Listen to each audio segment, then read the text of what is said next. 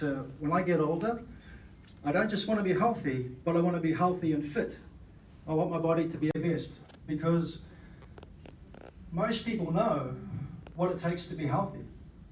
There's lots of studies on this, longitudinal studies that have been around for a long time, suggesting if you follow 4 things, lifestyle things: if you don't smoke, if you have a BMI of less than 30, carry less body fat, follow those particular lifestyle factors. Even more concerning, there's more recent studies show that trend is dropping to like 11%. So it's not about the knowledge. If you want to know stuff, just Google it. Just look it up. The problem is not the knowledge. The knowledge is there. It's the action. It's actually getting to do things. And I find when I look at patients, my oldest patient's 98. 98, still goes to the gym. And I'm like, what's your secret? And he says, well, it's a priority for me. And that's the sort of thing that inspires me. So by becoming a weightlifter, and this will probably give hope to a lot of you that don't do much exercise, 4 years ago, we sat down and decided, well, the World Masters Games is going to be here in 4 years. What can I do? And that's when I decided I was going to do, of all things, I was going to do weightlifting. But it wasn't because I was strong. It was mainly because I was so bad at running. And my wife noticed that part of the training we were doing for the running involved lots of weights. And so we started a program of exercise, and weightlifting became a big part of my life. I liked it not because it made me strong, it's actually what it did to my flexibility. It made me very flexible. I had a knee surgery when I was 19, they took half my cartilage out.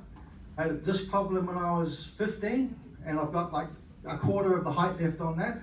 So as a choice, it probably wasn't the best thing for me. But never to kind of back away from a challenge, I thought it would be even more of a inspiration if I could get some of my damaged patients to actually move more and do more exercise. And so I decided to take it on, and the big day came. 4 years of training.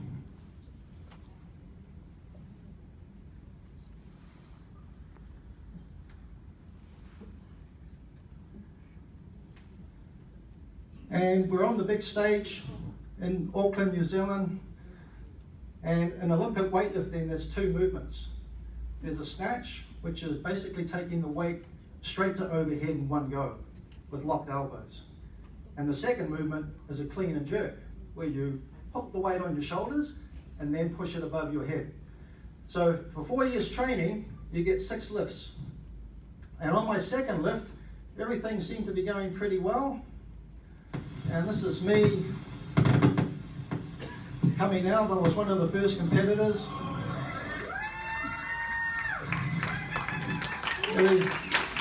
Everything's going quite well there. You might notice I'm a little bit skinnier there than I am right now. And the reason for that is before the competition, I had to drop 10 kilos in 2 weeks.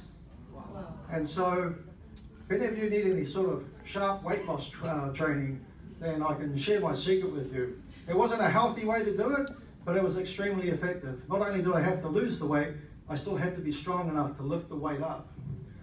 And it was all going quite well, and my dream of getting on the podium was starting to come to fruition. And then we had to do the clean and jerks. And there was 4 lifters left in contention for the podium. Me, there was a Russian, a Japanese lifter, and an American.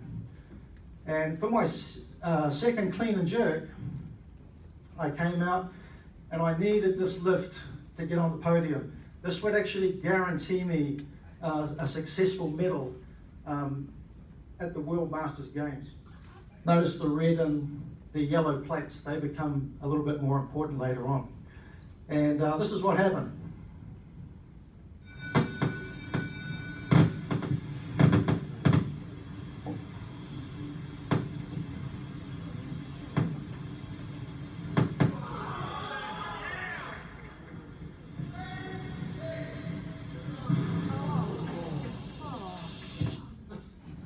4 years of training. And it was really disappointing. I was actually okay. Sometimes when you put the weight on your chest and you forget to breathe, you start to black out. And it was just too heavy. And extremely disappointing for 4 years of training, like 5 times, 6 times a week, every day for 4 years. So I really had to reevaluate some things because I thought I was doing things pretty well. And then the first thing I looked at was my nutrition and what I was eating. And this is an example of what I was eating 2 hours after I weighed in, right on 85 kilos. And we can see there's a couple of Red Bulls there, 3 Leamingtons, a couple of bananas, chocolate bar, 1 square meal, some Gatorade, basically all the food that just to get sugar into the body very quickly. But it wasn't a very healthy way to do it. So after spending a lot of time with Bill and Jenny the last few years, they introduced me, we all know this guy, right? Dr. Wentz. And so I started taking my nutrition and my supplementation a little bit more seriously. And the thing I took originally was this product here, was the health pack. And I just became religious at taking the health pack. And pretty soon I started to feel that things were turning around for me. And I'd had a bit of a rocky time after the World Masters Games because it was highly emotional and the body just collapsed like that. And it was very hard to get back into competition for anything.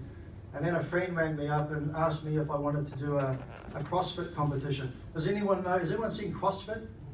Anyone seen? Yeah, it's pretty tough physically.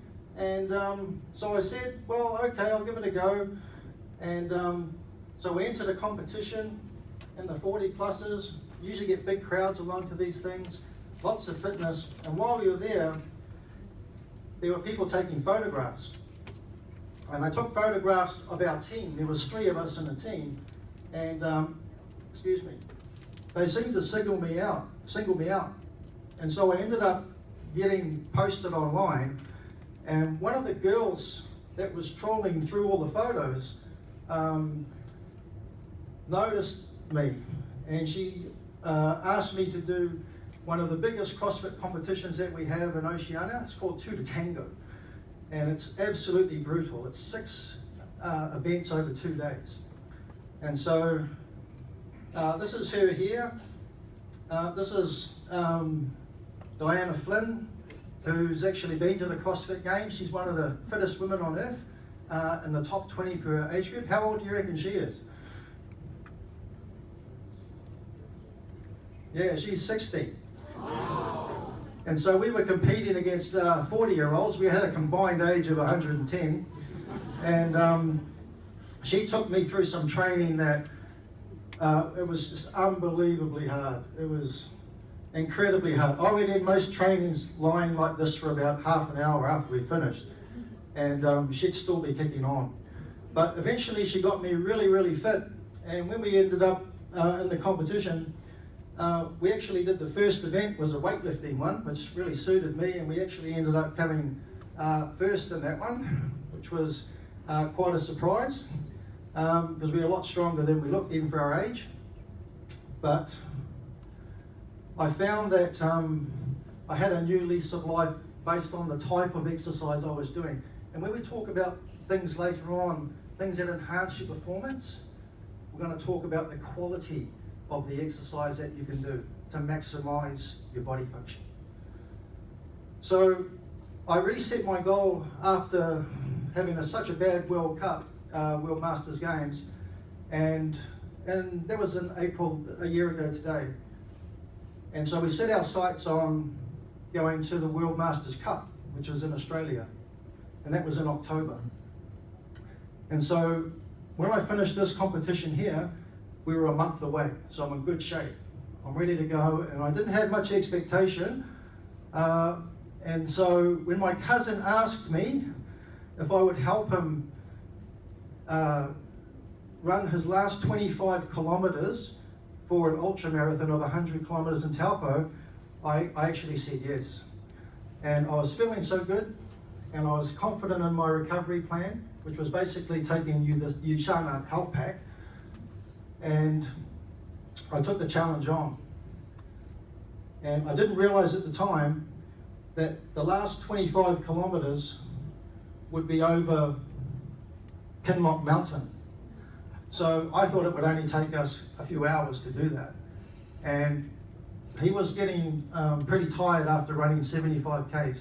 So when he came to me at the 75 K mark, we had 25 Ks to go, and we're about an hour from getting dark. And then we had to run 1 kilometer up a hill, and then through pitch black, you couldn't see a thing in the bush. Took us 5 hours to get to the finish line. And if you've never seen the end of a ultra marathon, it looks a bit like this, coming in 5 hours after running through the bush up and down a mountain.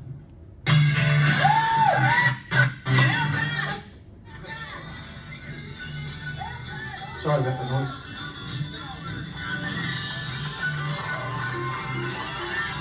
So we came in third to last.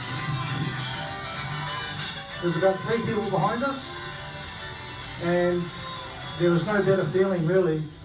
But when I came through the finish line, I actually couldn't physically sit down. My legs were so sore, and my joints were so beat up from running, which I hadn't run for so long, that I couldn't sit down in the car. They had to lift me into the back seat so I could lie down. And the problem with that was, in 10 days' time, I was doing the World Cup. So I went across there thinking, well, the expectation isn't too bad. I did all my recovery things, all the things we'll talk about in a minute about performance. I'll tell you what I did and why I do it. But basically, I was really relying on the USANA products to revive me. And so we go through the competition, and surprisingly after the snatches, I find myself in first place, and I've got a comfortable lead over the Australian and the Indian guy. And this is what happened when I went to do the final lift, which would give me a gold medal as the World Cup champion, Pacific Rim champion, the Oceania champion. And you might notice the colors of the plates are the same. The one I fell over with, and this is what happened.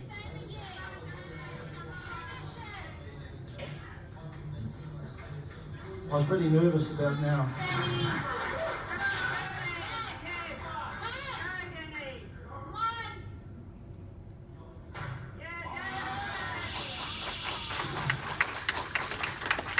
That was 110 kilos, the same weight that I fell over with.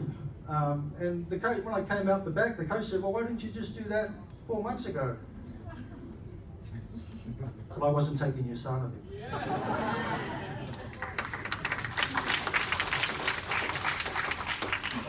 So I got to stand on top of the podium, and it just kind of gives me a little bit of hope that if you just keep plugging away at stuff, then you can always be rewarded. And so we came back, and I went and celebrated with Bill and Jenny with my 3 gold medals. And the funny thing happens after you've done that is like, what do you do next? And so the next year we had to kind of meet some new challenges. And so one of the things I decided to do at the start of the year was, instead of competing with all the old people, is, well, why don't I just try competing with all the young people?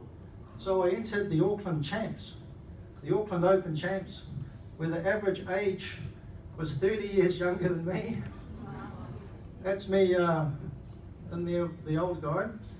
And it actually went quite well.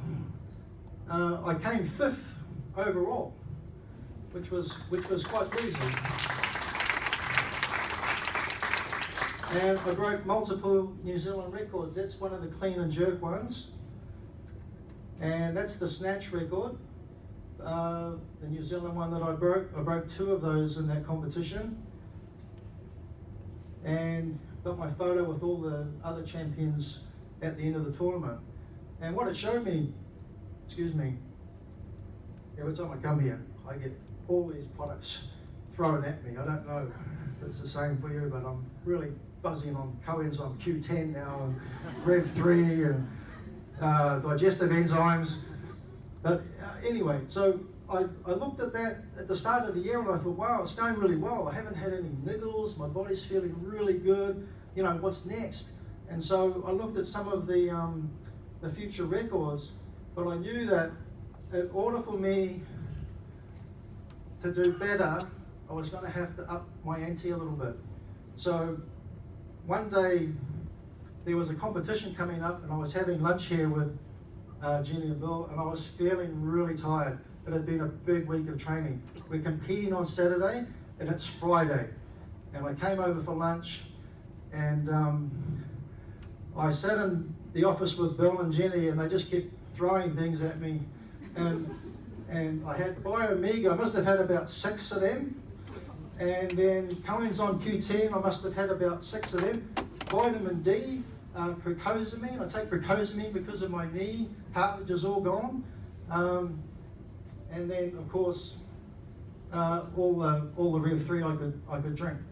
And I've got to say that I was feeling really, really bad that day. It was awful. But the next day, in fact, I called my coach the night before and I told my coach that I don't think I'm going to compete tomorrow. I just don't feel up to it. This can't keep going on. I just can't keep going up. At some point, I'm going to probably come down. And the next day, I turned up to the competition, and I had another. I actually felt good. I felt so good. I actually put 8 kilos on the New Zealand record total for that day, which is normally when you break it, it's by 1 or 2. It was just exceptional. So I thought this is the clean and jerk. I mean, it looks easy, but it's really not. That's quite heavy. And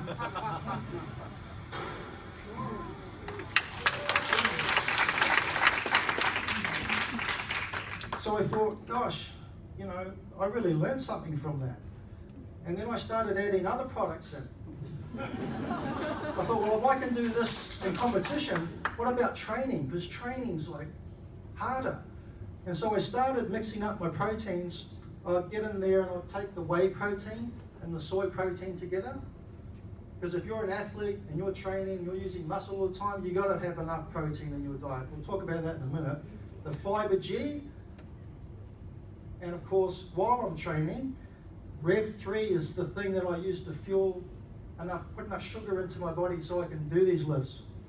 And so I started taking this stuff, and then about 6 weeks ago, one of the benchmarks in Olympic weightlifting, it doesn't matter how old you are, or how heavy you are, or what gender you are, if you can snatch 100 kilos, you feel you're making it. You feel you've just about made it, because it's really hard to do that. And we put 100 kilos on the bar. And this is what happened. This is 5 kilos heavier than anything I've ever done before. 100 kilos snatch off the blocks.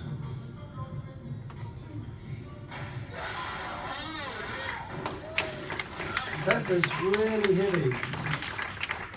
It'd be like lifting 250 kilo people on either side. Exactly the same. So we're about a week out now, and last week I really put my body under some stress because I've got aspirations to go to the World Champs in October in Spain, and in order to fly all that way and turn up and then compete at my best, I needed to see how my body would be under more stress. So I decided to drive down to Wellington, 10-hour drive, and get out of the car and do competition. And part of my secret weapon was I was taking Biomega like it was candy. I don't know how much you're supposed to take of that stuff, but I was probably taking about a week's worth in one go. But it is extreme sport, mind you. Coenzyme Q10 and the vitamin D, just in huge doses. And so I turned up for the competition and I was really tired. I didn't feel myself. I felt a little bit out of it. And I didn't snatch particularly well. I missed all my warm-ups, all of them. It was really going quite badly. And the clean and jerks came along and I started to come up out of the hole a little bit, started to feel a little bit better. And then so I decided, well, I didn't drive all the way down here for nothing, so I put 116 kilos on the bar. This is the most weight I've ever done. I've never done this in training, and it's a New Zealand record. This is 10 days ago, and notice that the yellow plates have gone and there's blue ones on there now. Come on.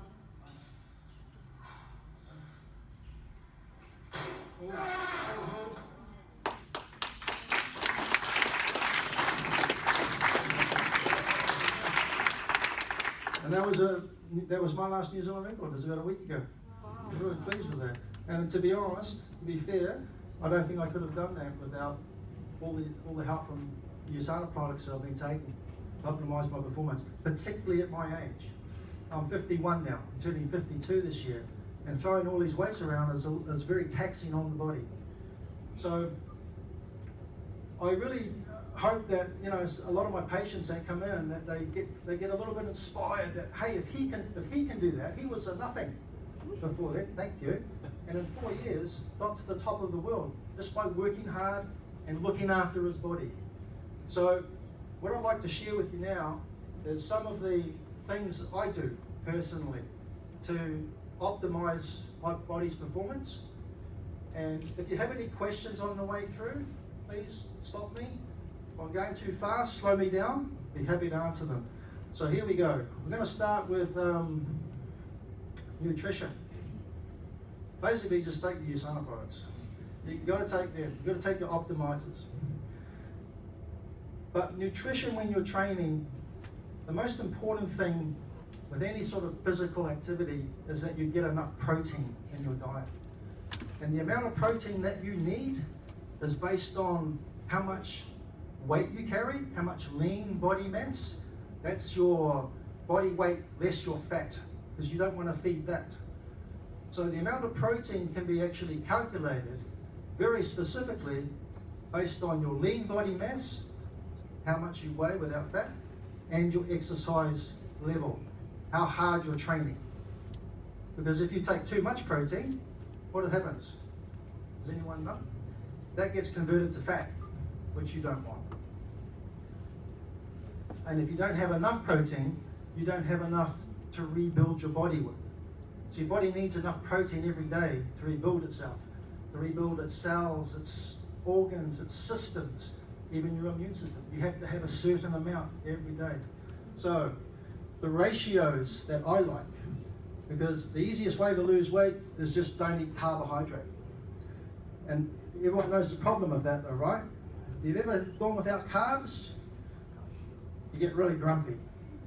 You get really grumpy and your brain doesn't work properly because your brain's using about 70% of your blood glucose. It just sucks it up. So the ratios that I find work really well for me in training are 9 grams of carbohydrate for every 7 grams of protein for every 3 grams of good fats. And in that ratio, you really get to modulate and moderate your insulin and glucagon levels. So it keeps you building muscle mass while you're depleting the body and breaking it down every day. Love that ratio. So if when I run my seminars on nutrition, we kind of help people work out their body mass, how much they require and how much exercise you're doing, they can put that into play. But nutrition, basically, what it looks like for me normally is something really basic, like chicken and rice, chicken and vegetables. Usually I'll have some nuts in there as well. But that would be, a basic meal for me. Sleep. You know, if you're training really hard or you're working really hard and you don't get enough sleep, your brain doesn't produce enough of the hormone that repairs your body. So lifting heavy weights or even just being under a lot of stress, you really need to be getting enough sleep. The studies they do on sleep now show that if you don't get enough sleep, it can affect your performance by up to 30%. 30%, that's huge. So sleep has become a very important part of my training and performance regime. I know they don't have this product, I was just talking to Bill before, but they don't have this product in New Zealand, but they do have it in Hong Kong, isn't it? And the States, they have this Pure Rest, which is got melatonin in it, which is one of the chemicals that helps that regulate sleep. So we've got to get enough sleep if we're training hard. Exercise, I guess, is the big one, because it's something we all need to do, lots of. We need to be exercising. Most people that I see with degenerative joint changes in their body, it's not because they're exercising too much, it's because they're not doing anything. And so you tend to get rusty, and I'm speaking from experience, the less you do. It really is a matter of move it or lose it. But the type of exercise now that can make changes to your growth hormone, it can be a real game changer. The reason I did the CrossFit stuff was because it's high intensity. It's high intensity and it's compound movement, and you never do the same exercise twice. So you're using your body in different ways. And what that does is it produces or helps produce growth hormone in your brain when you exercise that way. You don't get that when you go for a walk. Walking's important, but if you want to really add your up the performance level in your body, then you need to add some type of resistance into play. Even if it's on a bike, going hard and then soft and hard and then soft. If you can produce enough growth hormone, then you can repair your body for up to 2 days by using fat stores as an energy source. So when you're exercising in a certain way, this is why I like Olympic lifting. It combines heavy load, compound movement, and fast twitch fibers, which all stimulate more growth factor production. After 35, we're all producing a lot less. And that's why the body, when you stop using it after 35, it tends to really break down a lot faster. You gotta use it or lose it. So the hormone changes, I think, when I'm targeting an exercise program for myself or for someone else, will always involve within their tolerance some form of activity that will stimulate growth factor. You know, it's so you can recover faster. That's why it's an illegal substance to take. You can't take steroids, because that's what allows you to train more at the Olympic Games. So it's cheating, but you can produce it more naturally by getting enough sleep. You produce this hormone when you're sleeping and when you exercise in a certain way. One of the things you've also got to factor in to play if you're starting to do an exercise program is you've got to factor in how much stress is coming in through other parts of your life. You can't really have a big day at work, an argument with the spouse at home, head off to the gym and have enough energy left over to really hammer the body down to nothing. You've got to factor in your stress levels and train accordingly. I know a lot of people, when they have exercise programs, are very militant. I do this on this day and this way, and I usually try and teach people you've got to train to feel, because you're not going to be going up the whole time. Life is always changing. It's like a river flowing, different waters coming through every day. You're never stepping in the same river twice. The body is continually changing, so you have to adapt your training to your stress levels.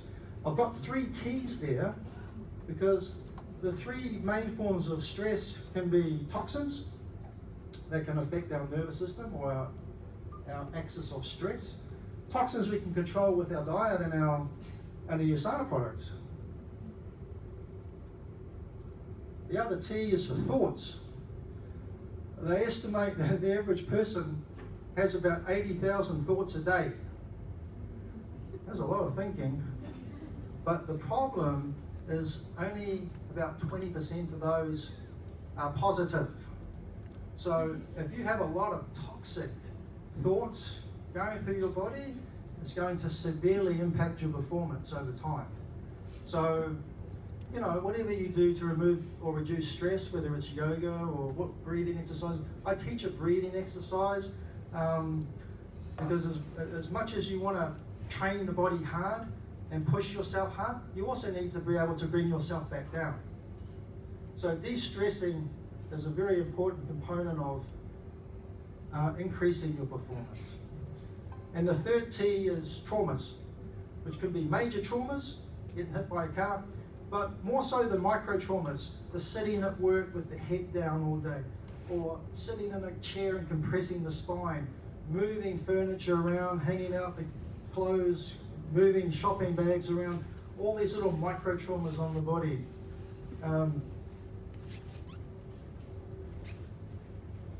The way we can minimize the amount of trauma into the skeletal system is to make sure our form is good. Because to lift heavy weights, you have to have a strong back. You've got to be really strong in the back. You've got to be really flexible in the shoulders and hips. So when we look at a normal structure, from the front, should be nice and straight. If you're not straight and you're walking or you're lifting heavy weights, it's like a car with the tires being out of alignment. The harder you go, the faster you wear it. So structure and form for exercise is really critical. From the side view, we should have curvature there, which acts as a support.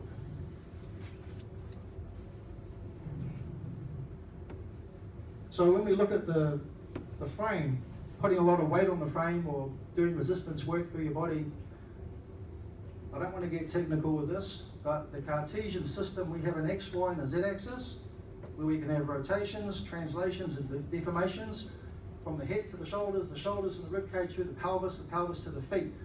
There's 36 million different ways everyone can be different with their shape, with their body shape.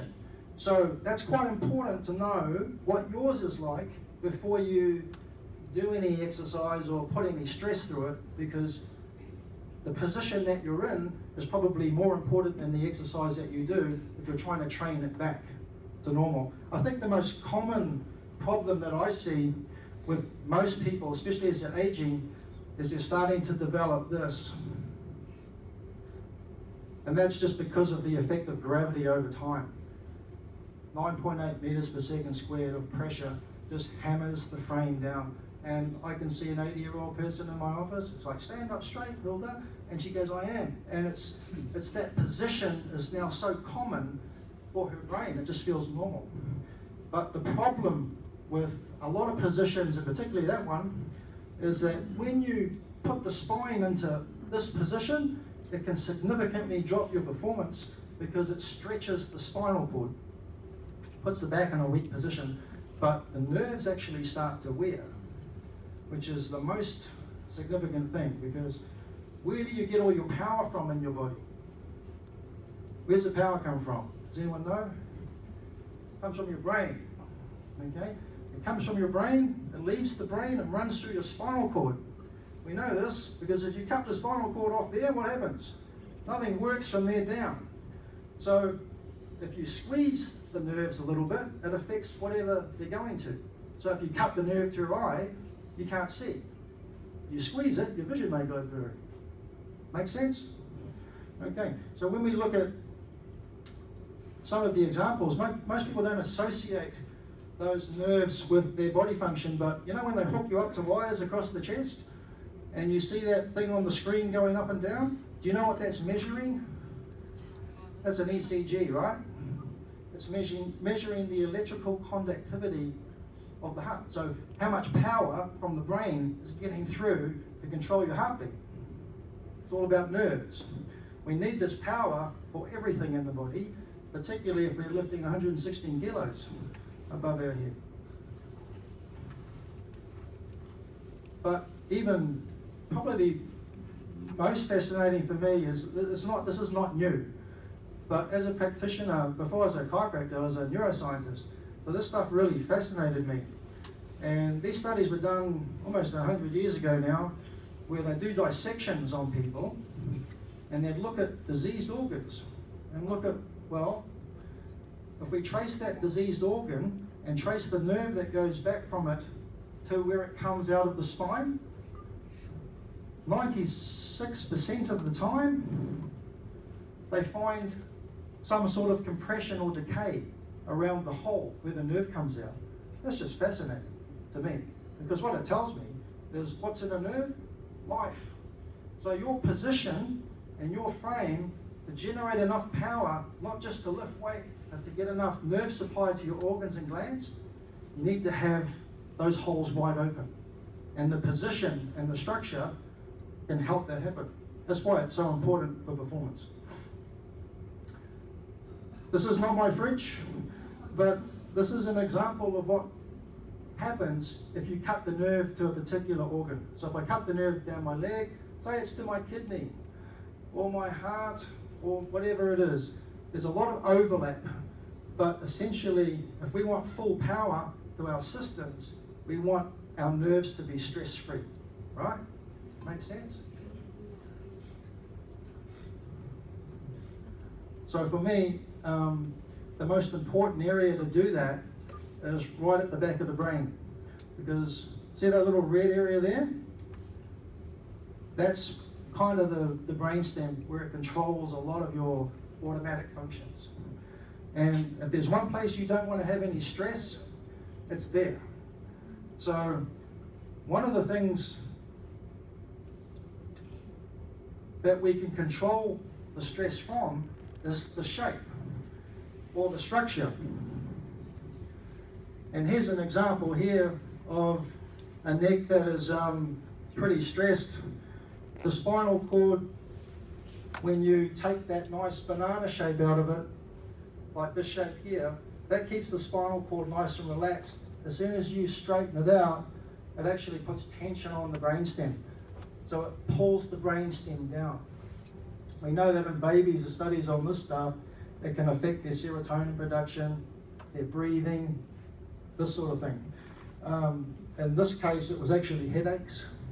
Probably this lady was getting like 5 headaches a week for about 7 years. Was living on like immigrant. And those x-ray, the first x-ray actually came from a neuroscientist, and it was like, what's wrong? They said, well, I can't find anything, because it actually looks fine. It actually, all the bones are good, the cartilages are good, it's just the shape.